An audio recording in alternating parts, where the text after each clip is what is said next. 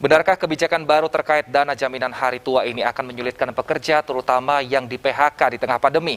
Kita akan berbincang dengan Ibu Jumisi, Ketua Bidang Politik Konfederasi Perjuangan Buruh Indonesia, dan Pak Timbul Siregar, Koordinator Advokasi BPJS Watch. Selamat malam, Malam. Ibu Jumisi dan Pak Timbul. Malam, Mas. Malam, Mbak. Malam, Baik, saya ke Mbak Ibu Jumisi. Jumisi. Permenaker nomor 2 tahun 2022 mengatur bahwa jaminan hari tua baru bisa dicairkan full di usia ke-56. Pendapat Anda apa, Ibu Jumisi? Baik, yang jelas Permenaker ini merugikan kaum buruh ya. Makanya saya bersetuju bahwa kita, kaum buruh, melakukan penolakan besar-besaran terhadap Permenaker ini karena kaum buruh yang pasti akan dirugikan gitu. Dan apa urgensi dari adanya Permenaker ini gitu? Karena kan JHT ini adalah punyanya buruh ya gitu. Ini milik buruh gitu. Jadi yang berhak untuk menentukan kapan mencairkan atau kapan menunda pencairan itu adalah buruh. Jadi pemerintah tidak usah ikut campur dalam aturan yang mengatakan bahwa pencairannya itu menunggu sampai 56 tahun. Begitu. Nah, jadi JHT ini sebetulnya adalah dana cadangan atau dana darurat yang bisa dipakai buruh apabila situasinya dibutuhkan. Sebagaimana kita tahu bahwa saat ini ya, kita tahu bahwa upah buruh itu kenaikannya tidak cukup signifikan. Ada situasi COVID, ada PHK yang terus-menerus terjadi gitu, dan pesangon juga diturunkan nilainya. Tetapi justru pemerintah saat ini, dalam hal ini adalah Ibu Menteri Ida Fauziah, justru mengeluarkan kebijakan yang merugikan kaum buruh gitu. Jadi kita patut bercuriga, dana yang diendapkan oleh pemerintah ini mau dipakai untuk apa? Kita layak bercuriga. Transparansinya ada di mana? Bagaimana pemerintah mempertanggungjawabkan hak buruh? Karena ini adalah uang buruh, bukan uang pemerintah. Jadi buruhlah yang punya kuasa atas JHT-nya kapan mau dicairkan. Begitu. Pak Timbul, apa urgensinya dan bagaimana Anda menanggapi kecurigaan dari buruh ini bahwa katanya itu uang mereka yang seharusnya memang untuk buruh?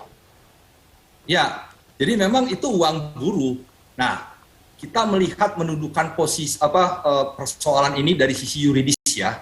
Saya mau mengatakan begini, kalau kita baca pasal 35 Undang-Undang 40 tahun 2004 tentang SJSN, Sistem Jaminan Sosial Nasional, pasal 35 dengan sangat jelas menyatakan JHT bisa dicairkan dengan 3 posisi. 1, meninggal dunia, pensiun, atau cacat total tidak bisa bekerja lagi. Itu perintah. Nah, hadirnya Permenaker 2 tahun 2022 itu mengacu pada pasal 35 Undang-Undang SJSN. Jadi kalau dibilang salahnya di mana? Ya salahnya kalau menurut mereka salah. Kalau menurut Mbak Jumisi ya salahnya di pasal 35. Jadi jangan salahkan Permenaker. Nah, waktu itu ada Pak Timbul, Permenaker 19 2015 yang PHK ambil langsung PHK. Itu salah. Sesuai dengan sistem hukum tingkatan peraturan perundangan menurut Undang-Undang 12 tahun 2011. Undang-undang itu di atas dari Permenaker.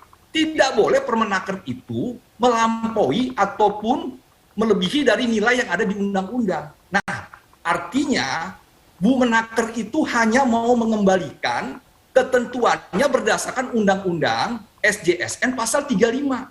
Nah, jadi kalau dibilang itu motifnya apa? Ya motifnya memperbaiki regulasi. Kalau memang tidak sesuai, tidak setuju, menolak, judicial review lah pasal 35 itu ke Mahkamah Konstitusi. Nanti kalau hasilnya dibolehkan PHK ambil, Permenaker akan juga menyesuaikan seperti itu. Itu posisi yuridisnya. Yang kedua, bahwa memang tidak selamanya 56 tahun diambil. Kalau kita baca pasal 37 Undang-Undang SJSN, minimal kepesertaan 10 tahun bisa mencairkan sebagian. 10% atau 30% untuk perumahan. Jadi nggak perlu nunggu 56. Saya misalnya kerja 23 tahun, setelah 10 tahun 33. Saya mau ambil 30% untuk perumahan, renovasi ataupun beli rumah, boleh. Jadi artinya ini bagian dari proses yang diatur oleh undang-undang. Nah, kemudian juga kalau kita lihat itu kan materialnya, secara formilnya bahwa memang ketentuan merevisi Permenaker 19 ini sudah tahun sejak 2018. Dan kalau sekarang Permenaker 2 2002 itu juga atas persetujuan tripartit nasional yang di mana dalamnya juga ada serikat pekerja, serikat buruh. Nah, ini juga kembali persoalannya dari sisi material dan formil sudah dijalankan. Nah, ini kan persoalannya berdasarkan yuridis, bukan berdasarkan motif apa. Menurut saya, Permenaker 2 2022 ini tidak mempertimbangkan kondisi buruh gitu. Pak Timbul sendiri adalah aktivis buruh, kita sudah kenal lama ya. Bagaimana kita sama-sama tahu bagaimana kondisi buruh. Saya malah baru tahu bahwa posisi Pak Timbul ternyata adalah mendukung Permenaker ini. Itu sangat mengecewakan. Tapi tidak apa-apa. Bukan mengecewakan. Gini, kita harus sesuaikan dengan regulasi. Sebetulnya pada saat pemerintah hendak membuat kebijakan harusnya melihat urgensinya di mana gitu. Jadi apa yang sebetulnya harus dipertimbangkan oleh seorang pejabat negara terhadap kondisi perburuhan kita saat ini. Saat ini bahkan undang-undang Cipta Kerja saja itu sudah sangat mengancam kondisi perburuhan di Indonesia. Tetapi Ibu Menteri justru mengeluarkan aturan-aturan yang terus mereduksi hak-hak buruh, hak-hak pekerja. Bagaimana situasi ini bisa teratasi? Itu yang bagi kami di KPBI itu sangat tidak masuk di logika kami. Itu Pak Timbul. Ya, jadi memang kita ini sebagai warga negara harus patuh hukum. Saya sepakat, buruh itu harus difasilitasi, iya. Nah, sekarang kita masuk pada misalnya JHT itu disesuaikan dengan pasal 35 dan pasal 37. Nah, tidak bisa diambil ketika PHK. Apa namanya penggantinya? Ada jaminan kehilangan pekerjaan. 45% dari gaji maksimal 5 juta akan didapat selama 3 bulan. Kalau belum bekerja juga 25% 3 bulan kemudian. Jadi artinya tabungan kita ada, dapat juga bantuan uang tunai, dapat pelatihan vokasional, dapat informasi pasar kerja. Artinya kita coba berharap di masa pensiun kita nanti kita punya tabungan. Kita kan aging population ya, kita nggak mau masa tua kita, masyarakat kita jatuh ke dalam kemiskinan ketika tua. Saya jadi berpikir begini, jadi JKP itu ada peraturan atau hukum gitu ya, itu bahkan dipakai, hukum dibuat, hukum digunakan atau peraturan dibuat itu untuk mereduksi. Jadi untuk mengambil hak-hak buruh gitu, itu dengan menggunakan hukum gitu. Jadi artinya pemerintah dalam hari ini Ibu Menteri itu melegalkan hukum gitu, membuat aturan hukum yang tidak sesuai dengan kebutuhan. Jadi legitimasinya adalah hukum. Yang penting dia sah, yang penting dia ketok palu, yang penting dia berlaku. Nggak peduli dia merugikan buruh atau tidak. Wah, ini negara hukum atau negara kekuasaan. Baik, Ibu Jumisih, lalu akan mengajukan judicial review kan nanti jika melihat ini ternyata tidak adil? Betul, ini sangat tidak adil bagi kami kaum buruh gitu. Ya, kapan akan mengajukan judicial review nanti, Ibu Jumisih? Tentu saja. Pertama, sikap kami tegas, kami menolak. Kami akan bersurat kepada Menteri Ibu Ida Fauziah secara posisi KPBI menolak tegas adanya Permenaker 2 2022 karena ini merugikan kaum buruh di seluruh Indonesia. Yang kedua, tentu saja saya menyerukan kepada serikat-serikat buruh untuk segera berkonsolidasi. Ibu Menteri Ida Fauziah ini terus-menerus membuat kebijakan yang merugikan kaum buruh. Sebelumnya saya sebutkan terkait dengan penyesuaian upah di masa pandemi, itu merugikan kaum buruh. Terkait juga Ibu Menteri mengeluarkan edaran bahwa upah buruh tidak usah naik di masa pandemi, itu merugikan kaum buruh. Dan sekarang Ibu Menteri juga mengeluarkan aturan yang merugikan kaum buruh. Jadi seruan saya kepada serikat-serikat buruh di seluruh Indonesia adalah mari berkonsolidasi, lakukan gerakan, kita datangi Ibu Menteri rame-rame, dan kita sampaikan posisi kita sebagai serikat buruh bahwa Ibu Menteri tidak layak membuat peraturan-peraturan yang terus-menerus merugikan kaum buruh. Begitu, baik, Mas. saya ke Pak Timbul. Pak Timbul, Undang-Undang JSN ini sudah dari tahun 2004, tapi kenapa di zaman Ibu Ida Fauziah ini baru dibenarkan kembali, fungsinya dikembalikan ke Undang-Undang tahun 2004 itu?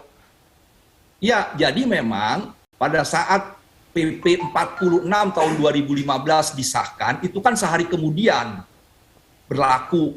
Nah, waktu itu memang ada penolakan besar-besaran, makanya dibuatlah Permenaker 19. Tapi Permenaker 19 itu tidak sesuai dengan pasal 35. Nah, saya setuju kalau memang kita tidak setuju dengan ketentuan ini judicial review, bukan di Permenakernya, di Undang-Undang 40 pasal 35 tersebut.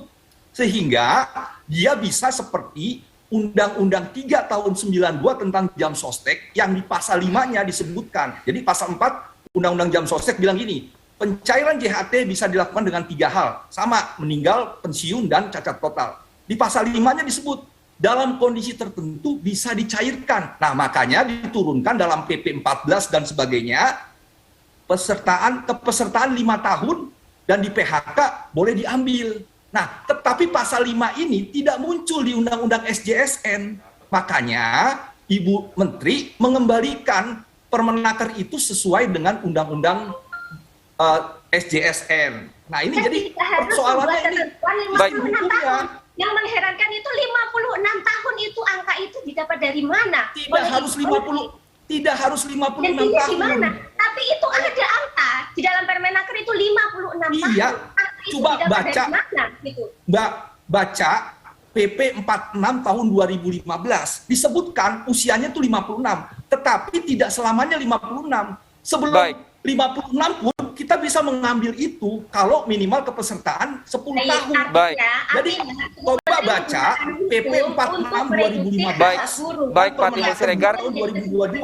Di KPBI gitu. Baik, Pak Timbul Siregar, Iya. terima kasih karena waktu kita terbatas, diskusi kita sampai Ya, di sini. terima kasih. Dan Ibu Jumisi, kita tunggu juga judicial review-nya seperti apa. Nanti kita Ya, akan pantau judicial bersama review aja lah, dari apa-apa. apa yang akan dilakukan Konfederasi Buruh. Terima kasih Ya. Ibu Jumisi dan Pak Timbul, selamat malam.